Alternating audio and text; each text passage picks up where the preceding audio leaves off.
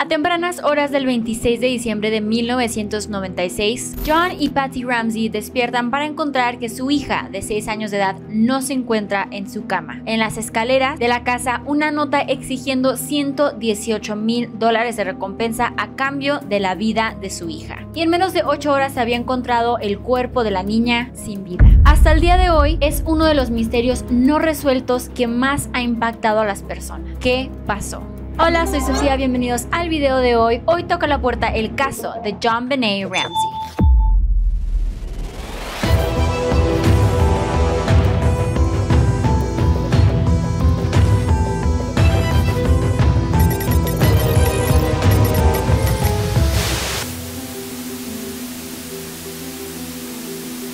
Antes de comenzar, me gustaría invitarlos a seguir todas nuestras redes sociales. Nos encontramos en TikTok, Instagram, YouTube y en Spotify. Los invito por favor a seguirnos para que tengan más contenido de este tipo. La familia Ramsey era una familia muy afluyente. El padre de familia había establecido su propia empresa de informática y esta había crecido a ser muy exitosa. La madre de la familia, Patsy, era la segunda esposa de John. En su primer matrimonio, el padre había tenido 3 hijos con Lucinda Pash y después de divorciarse se casó con la madre de JonBenét Ramsey, donde tuvieron 2 hijos, a JonBenét y al hijo mayor, Burke. JonBenét Ramsey nació el 6 de agosto de 1990 en Atlanta, Georgia. Curiosamente, el nombre de la niña es una combinación de los dos padres, de JonBenét Ramsey de belleza infantil, Patricia Ramsey. JonBenét Ramsey era una de las niñas más conocidas en el mundo de lo que se conoce en Estados Unidos como pageant.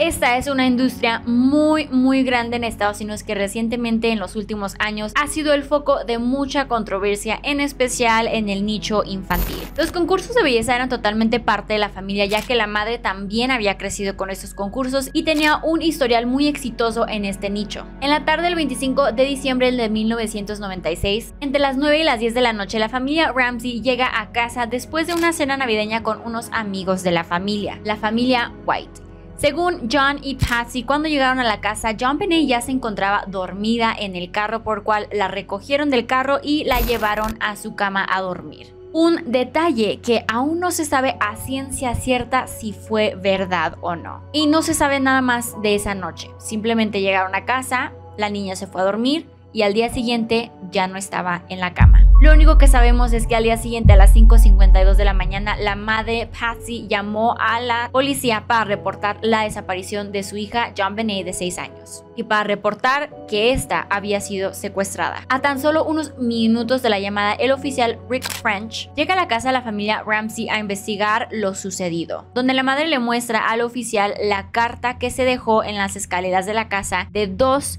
cuartillas y media. Muy peculiar, se los dicto. Señor Ramsey, escuche atentamente. Somos un grupo de individuos que representan una pequeña facción extranjera. Respetamos su negocio, pero no el país al que sirve. En este momento tenemos a su hija en nuestra posesión. Ella está a salvo e ilesa. Y si quieres que vea el 1997, debes seguir nuestras instrucciones al pie de la letra. Retirarás $118,000 de tu cuenta. 100,000 estarán en billetes de 100 y los 18,000 restantes en billetes de 20. Asegúrese de llevar al banco un maletín del tamaño adecuado. Cuando llegue a casa pondrá el dinero en una bolsa de papel marrón. Le llamaré mañana entre las 8 y las 10 de la mañana para darle instrucciones sobre la entrega. La entrega será agotadora, por lo que le aconsejo que descanse. Si supervisamos que usted reciba el dinero antes, podríamos llamarlo antes para concretar una entrega más temprana del dinero y por lo tanto una entrega más temprana para recoger a su hija. Cualquier desviación de mis instrucciones resultará en la ejecución inmediata de su hija. También se le negará el entierro adecuado de sus restos. Le agradas especialmente a los 2 caballeros que cuidan de tu hija, así que te aconsejo que no los provoques. Hablar con cualquier persona sobre su situación, como la policía, el FBI, etc., resultará en la decapitación de su hija. Si te vemos hablando, aunque sea con un perro, morirá. Si alertas a las autoridades bancarias, ella muere.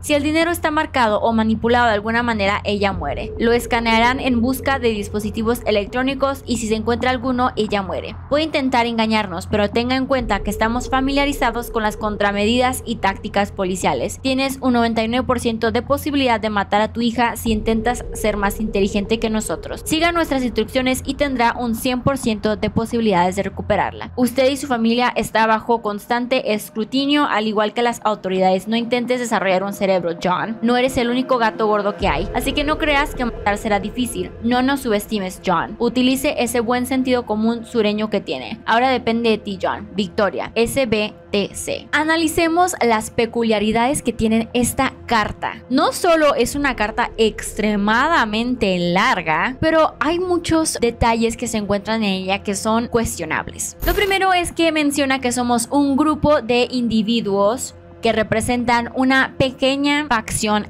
extranjera. Cuando quieres intimidar a alguien, no vas a utilizar este tipo de palabras diciendo que somos un grupo pequeño. No, lo que quieres dar a entender es que eres un grupo grande y poderoso. ¿Por qué te describirías de esa manera? También, ¿por qué dirías que eres extranjero? Normalmente, si uno no es del país en el que habita, no se considera extranjero. Nosotros le llamamos extranjero a las demás personas, no a uno mismo. En toda la nota existen tan solo 2 errores ortográficos que se encuentran al principio de la carta. Estos 2 errores ortográficos están de hecho en la misma oración: la palabra business y la palabra posesión, errores con S. En toda la nota se ve que al inicio de la carta el autor quiere aparentar ser alguien con baja educación, pero durante el desarrollo de la carta su educación lo delata. Empieza a utilizar palabras que alguien de ese nivel de educación no utilizaría normalmente. Es delatado por sus viejos hábitos de escritura y nos da a entender que es una persona que sabe escribir bien y que esos errores ortográficos fueron 100% a propósito. También, al ver la cantidad que exigían, los $118,000, es una cantidad extrañamente específica. ¿Por qué no 100,000? ¿Por qué no 120? ¿Por qué no 150? Y también considerando que la familia de los Ramsey era una familia muy afluyente, era un empresario exitoso, era un multimillonario, ¿por qué le pedirías tan solo $118,000? También cabe notar que este número, coincidentemente, es el mismo número que se le entregó a John como un bono por su trabajo. Por lo que nos da a entender que la persona que escribió esta carta conocía a detalle las finanzas de la familia para saber que John había recibido un bono de $118,000 ese año. Es muy peculiar que el autor le dice: la entrega será agotadora, por lo que aconsejo que descanse. Como por qué al autor de un secuestro le interesaría saber que el padre de familia esté descansando. ¿Y cómo quieres que descanse si tú tienes a su hija? Y dado que recibirían la nota el día que despiertan y el día que se daría a cabo la entrega, pues cuánto más puedes descansar más lo que descansaste la noche anterior. Otra peculiaridad se encuentra cuando dice: cualquier desviación de mis instrucciones resultará en la ejecución inmediata de su hija. En la nota original vemos que originalmente escribió delivery, entrega en inglés. Podemos darnos cuenta que la persona que estaba escribiendo esto se dio cuenta que un verdadero secuestrador no entregaría a alguien, sino que alguien iría a recogerlo. Ya más al final de la nota, el secuestrador dice: no intentes desarrollar un cerebro, John, dirigiéndose al padre de familia por su nombre principal. Es muy peculiar, ya que al principio de la carta empezamos con formalidades, refiriéndose a él como señor Ramsey, y de repente ya nos tuteamos, ya nos hablamos por nombres directos. Esto nos demuestra que la persona que escribió esta carta es alguien que conoce directa y personalmente a John Ramsey y estaba intentando aparentar que no se conocían directamente. Cuando llega la policía, el papá le reporta a los oficiales que en realidad no había ninguna ventana, ninguna puerta, que estaba rota o que había una entrada forzada. De nuevo, los investigadores tampoco encuentran nada extraño y todos los presentes de la casa reportan que no se escuchó absolutamente nada y que sí, la casa cuenta con un sistema de seguridad de alarmas, pero que esta por lo regular no se utilizaba ni se activaba. Los papás inicialmente reportaron que al ver la nota corrieron al cuarto de su hija para ver dónde se encontraba y fue cuando se dieron cuenta que no estaba la niña en la cama. Después de eso deciden ir al cuarto de Burke, el hijo mayor, para ver si él se encontraba en el cuarto, y sí, él sí se encontraba en su cuarto, pero por alguna razón decidieron que no lo iban a despertar. Ni siquiera cuando llegó la policía decidieron que era necesario despertar al hijo mayor Burke. Él seguía dormido todo este tiempo. El segundo oficial llega a las 6:15 de la mañana y los oficiales en realidad no comentan nada acerca de la escena del crimen. Lo que sí ven es que las cosas están demasiado peculiares, muchos detalles en realidad no cuadran.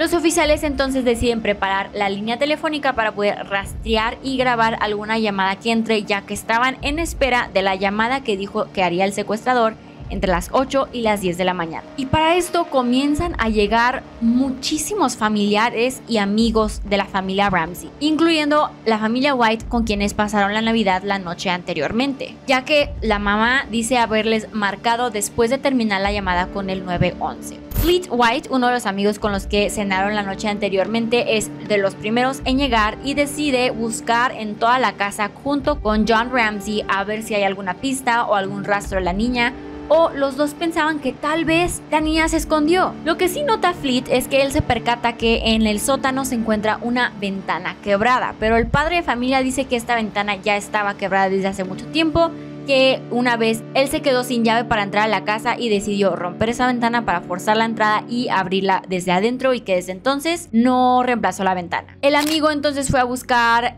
a una bodega que tenían de vino, donde pues no encontró nada, dice que ni siquiera pudo prender la luz. El papá, mientras el amigo se encuentra en el sótano, el papá va a la bodega de vino, donde dice que no ve nada, que está súper oscuro y que no encuentra cómo prender la luz, aunque es su propia casa. A las 7 de la mañana finalmente se despierta al niño mayor, a Burke, y se lo lleva la familia White a su casa para que él no esté enterado de todo lo que está pasando. A las 7:13 de la mañana llega el sacerdote de la iglesia para consolar a la familia por la situación que está pasando. Y tú, como yo, te estarás preguntando exactamente lo mismo. ¿Qué fregados hace tanta gente en una escena de crimen? Ninguna área de la casa fue restringida, en ninguna parte de la casa se puso cinta de perimetraje, a excepción de solamente el cuarto de John Benet. Toda la casa a esta altura es una escena del crimen, no sabemos qué pasó y hay gente entrando y saliendo, alterando evidencia crítica para resolver este crimen.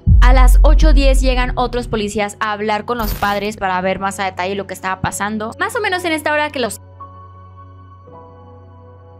amigos deciden ayudar a comedirse, tan amables, a limpiar la cocina, contaminando y deshaciéndose de toda posible evidencia que pudo haber ayudado a resolver este caso. Barren, limpian toda la barra, todo lo que usaron para desayunar, contaminando toda la evidencia de la casa y la cocina que estaba presente. A las 9:15 llega el sargento y les pide una copia o una muestra de su escritura para avalar qué tan parecida se encuentra esta con la carta de secuestro. Para las 10 de la mañana sí habían llegado algunas llamadas, pero no había llegado la llamada que el secuestrador dijo que iba a ser entre las 8 y las 10 de la mañana. Y lo que un detective reportó es la peculiaridad que ninguno de los padres se mostraba preocupados. Lógicamente, si tú sabes que el secuestrador te va a marcar de 8 a 10 de la mañana para decirte dónde vas a recoger a tu hija, vas a estar estresado, vas a estar revisando el tiempo, vas a estar preocupado de que ya van a ser las 10 y no me ha marcado. Y el detective dice que ninguno de los padres se encontraba preocupado. Para las 10:35 de la mañana toda la policía se había ido de la casa, también los amigos se habían ido de la casa,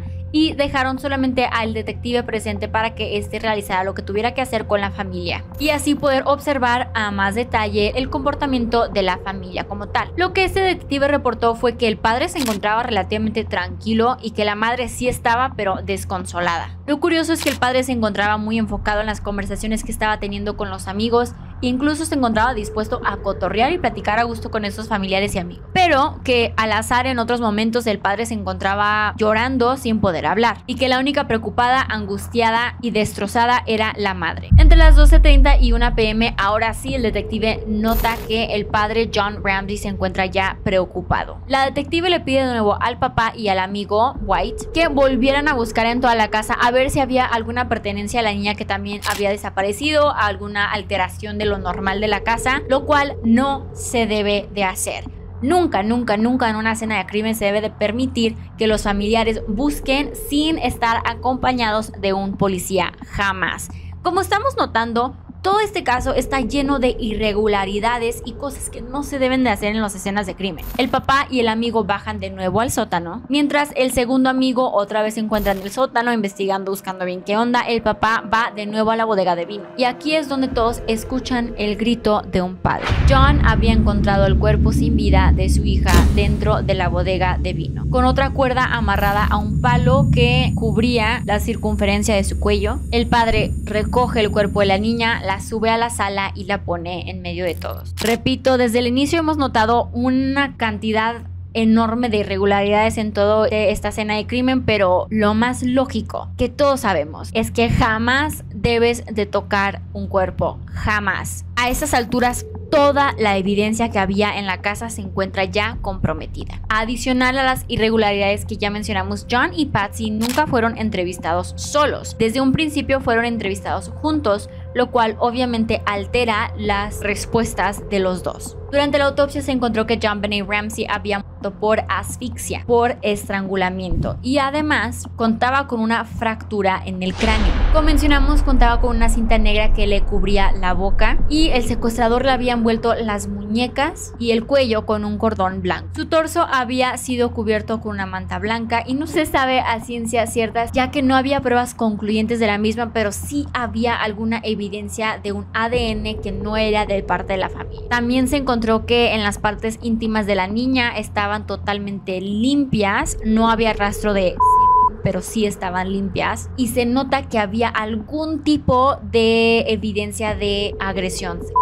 El palo atado a su cuello se notó que era una buhardilla improvisada hecha por una de los pinceles que utilizaba la madre para pintar, que se encontraba en el sótano. El forense también había encontrado en el estómago de la niña lo que parecía ser piña. Sus padres se aferran a que no recuerdan haberle dado algún tipo de alimento antes de que se durmiera, ya que supuestamente ella había llegado a casa ya dormida y que ella comió lo que se dio de comida en la fiesta de Navidad de la noche anterior. Pero lo raro es que en la cocina también se encontró un plato de piña no comida, y que en este plato y en la cocina se encontraban las huellas dactilares del hermano mayor, Burke. No se sabe realmente lo que pasó esa noche, pero los Ramsey sostuvieron que el hermano Burke estuvo dormido toda la noche en su cuarto sin haber salido, y nunca hubo evidencia física que contradiciera lo que ellos decían. Y hasta el día de hoy, eso es todo lo que se sabe del caso. En los 4 años siguientes no se encontraron ninguna pista importante sobresaliente,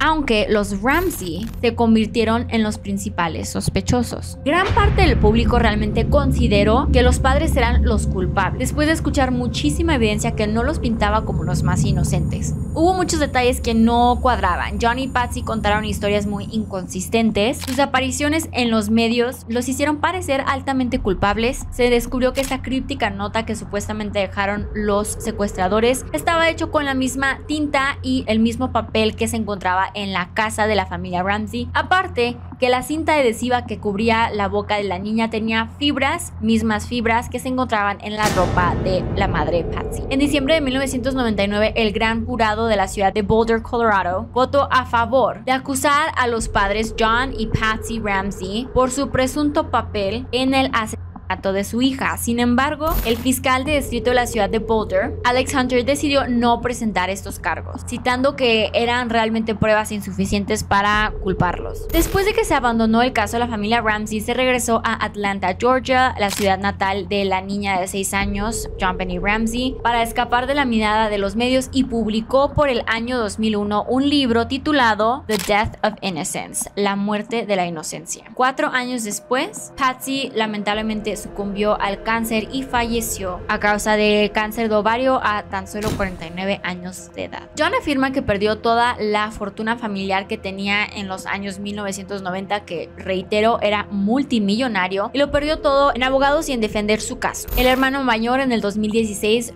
Burke, salió a hacer una sorprendente aparición en un programa reconocido de Estados Unidos de Dr. Phil, rompiendo su silencio de más de 20 años sobre el caso y lo que él recuerda que vivió aquella noche. noche, pero lamentablemente no aportó alguna evidencia diferente o significativa. Entonces, ¿quién lo hizo? Existen por lo general dos teorías de qué pasó y quién cometió el crimen. Una, que fue algún miembro de la familia, o dos, fue algún intruso. Inicialmente la investigación se enfocó en acusar y culpar a la familia por varios motivos. Como antes mencionaba, la policía sospechaba que la nota se había realizado en la misma casa por algún miembro de la familia. Primero porque estaba larguísima. ¿Quién escribe una nota de secuestro de 2 cuartillas y media si no es un ensayo, mi vida? El hecho de que se había hecho con pluma y papel que se encontraba en la misma casa de la familia Ramsey era muy sospechoso, pero no totalmente acusador. Otro detalle es que coincidentemente estaban exigiendo la misma cantidad de dinero que había recibido John Ramsey como bono ese año. Y otra cosa que los hacía ver aún más culpables es que la familia Ramsey no fue muy cooperativa con la policía, que digamos. Aunque ellos decían que sentían que la policía no estaba haciendo todo lo que necesitaban para investigar apropiadamente, y ellos decían que la policía solamente busca acusarnos, no busca realmente encontrar el culpable de este crimen, pero para los espectadores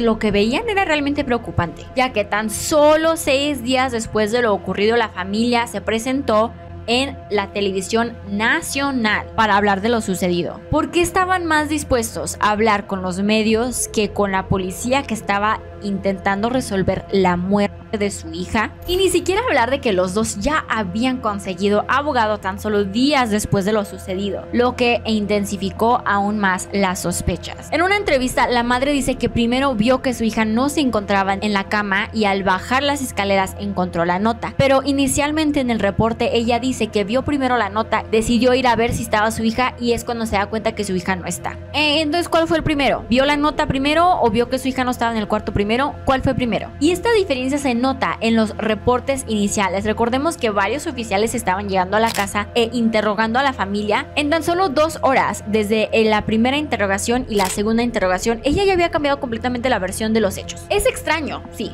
pero si nos ponemos a pensar realmente en qué le beneficia a Patsy mentir sobre este detalle, en qué le beneficia cambiar el orden de este detalle, no la hace ver ni más ni menos culpable. Simplemente el hecho de haberlos cambiado es lo que la hace ver mal. Algo más que se notó en las entrevistas es que realmente ni el padre ni la madre de la familia se vieron o se sintieron realmente amenazados por los contenidos de la nota. En toda la nota decía: no le abren a la policía, ni siquiera le abren al perro, porque si no tu hija y la voy a y la voy a dejar en una situación que ni siquiera la vas a poder enterrar. O sea, yo leo eso y me cago, la neta, me zurro, es más. O sea, yo me muero de miedo si veo esto que me dicen: haces algo y matas a tu hija. ¿Y por qué tu inicial pensamiento es: ah, Simón, déjale hablar a la policía?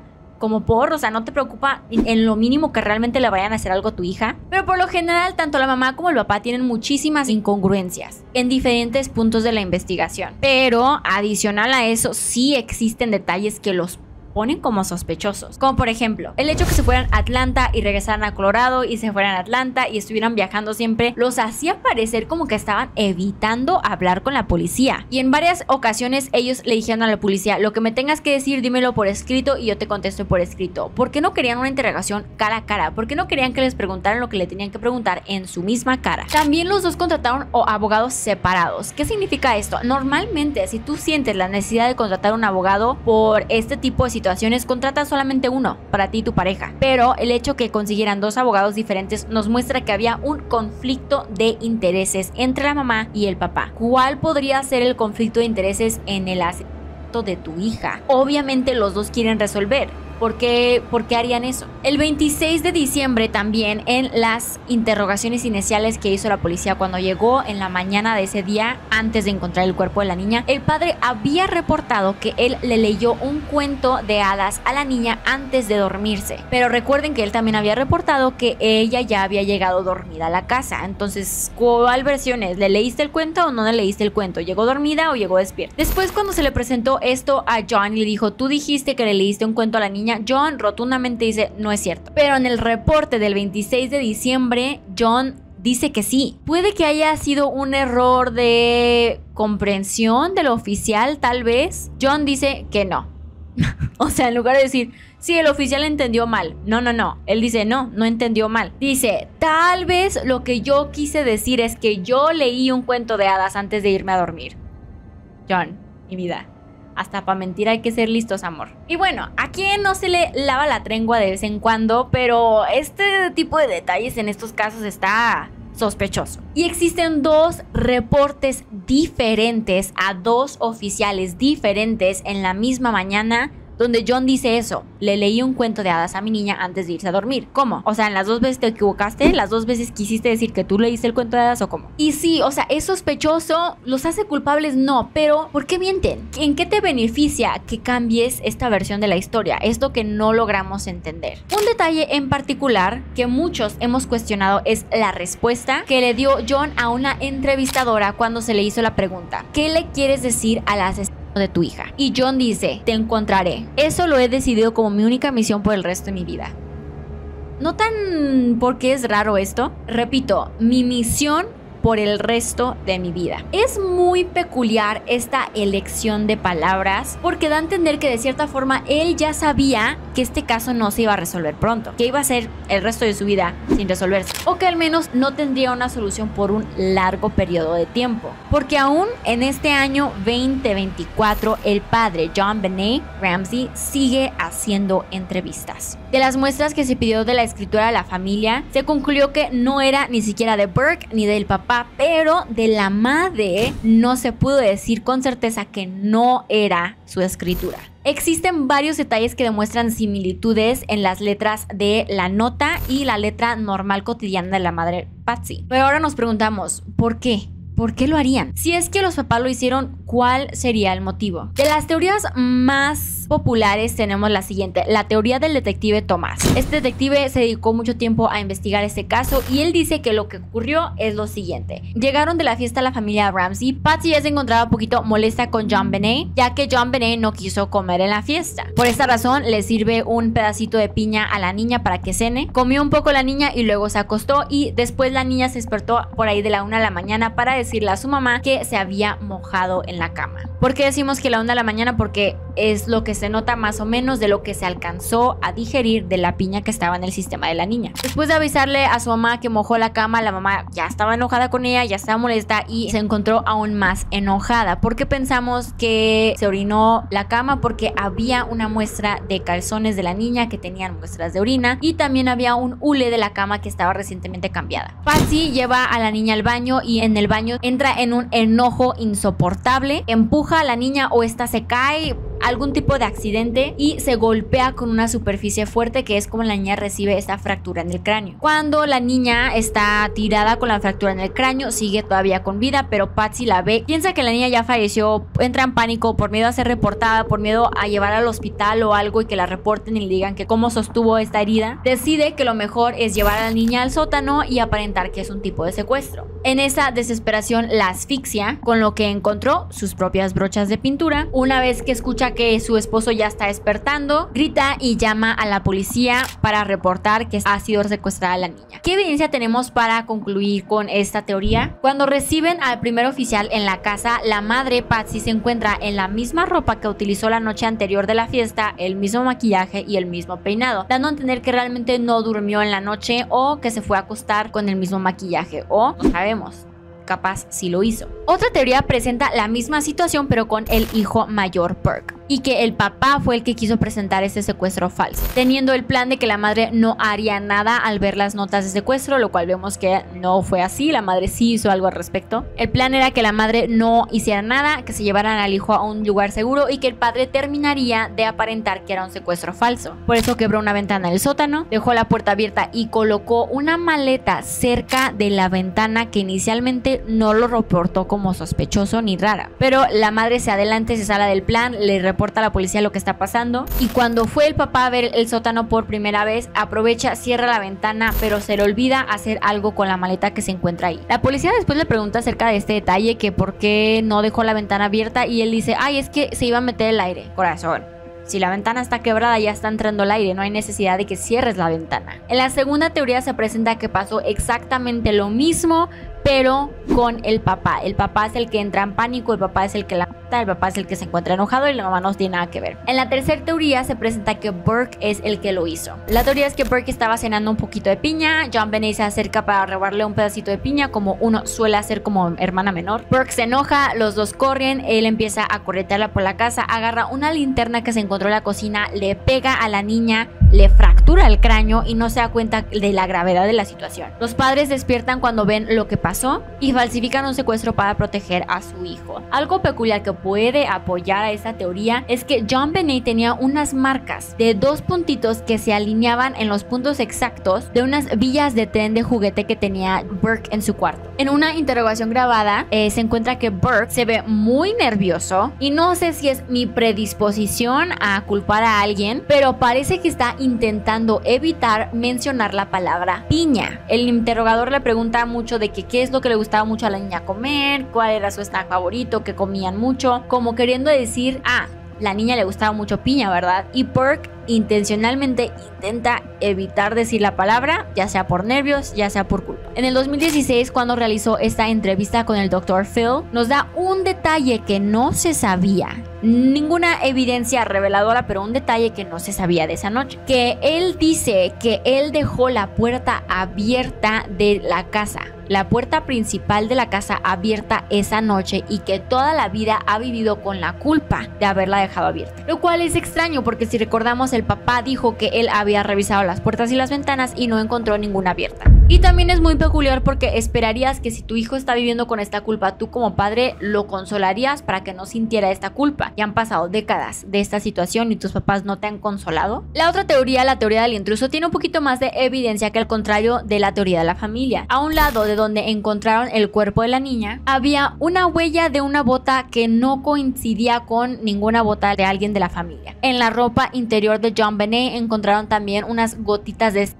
que no coincidía con aquella de la familia. Y se cree que pudo haber entrado por la ventana rota que había dejado el padre sin arreglarse por todo este tiempo. También cabe notar que la casa de la familia Ramsey estaba casi completamente alfombrada, lo cual facilitaría arrastrar el cuerpo de la niña sin que ésta causara mucho ruido. Y algunos detalles de la autopsia reflejan que en realidad JonBenét Ramsey estaba consciente cuando fue asfixiada. En las uñas se encontraban muchas muestras de ADN de alguien que no era de la familia, lo que muestra que ella intentó pelear por su vida, rasguñando a la persona que la estaba agrediendo. También peculiarmente en la fractura que tiene en el cráneo no hay una hemorragia craneal. Si hubiera una hemorragia nos demostraría que estaba consciente cuando recibió la herida, pero no es el caso. Por esta razón se cree que primero fue asfixiada y luego recibió el golpe en la cabeza. Se sospecha también que posiblemente la nota que recibió fue una nota premeditada, que se hizo con tiempo antes de llegar a la casa o que se hizo cuando la familia no se encontraba en la casa, cuando estaban en la fiesta de Navidad, porque también dentro de uno de los cuartos de huésped que tenía la familia se encontró la misma cuerda con la cual se utilizó para amarrar a la niña. Puede ser que en este tiempo que no se encontraba la familia, él tomó el tiempo para hacer la nota de secuestro. El ADN que se encontró en 2 cosas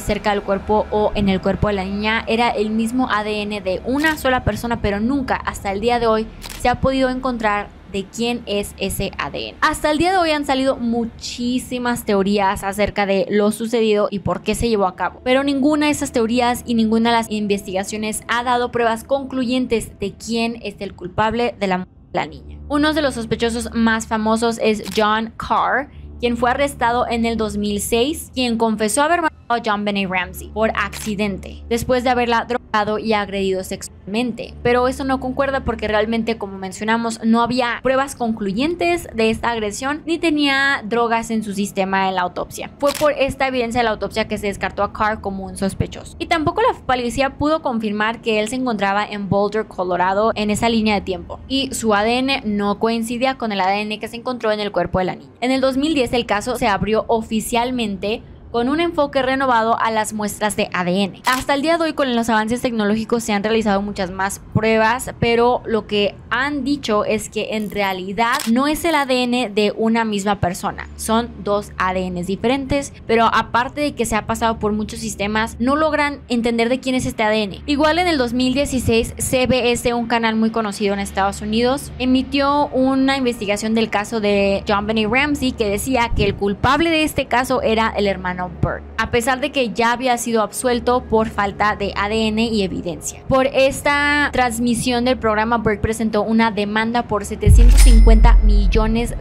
en contra de CBS por difamación, y el caso se resolvió en el 2019. Aunque los términos de acuerdo no fueron dados a conocer, el abogado afirmó que el caso se resolvió amistosamente y a la satisfacción de todas las partes. Hasta el día de hoy, este ha sido el caso más perturbador que no ha tenido alguna solución. Hay muchas partes que podemos culpar la falta de profesionalismo y la falta de seguir el protocolo en las escenas de crimen. Hubo muchos momentos en que hubo una clara contaminación de la evidencia que se mostraba, pero no sabemos. ¿Tú qué opinas? ¿Quién crees que cometió este crimen? ¿Tienes alguna otra teoría posible? ¿Conoces algún detalle que nosotros no dimos en este video que te gustaría comentar? Si llegaste al final de este video, comenta un emoji de una estrella. No olviden darle like, compartir, suscribirse y prender la campanita para saber cada cuando subimos un videito. ¡Adiós!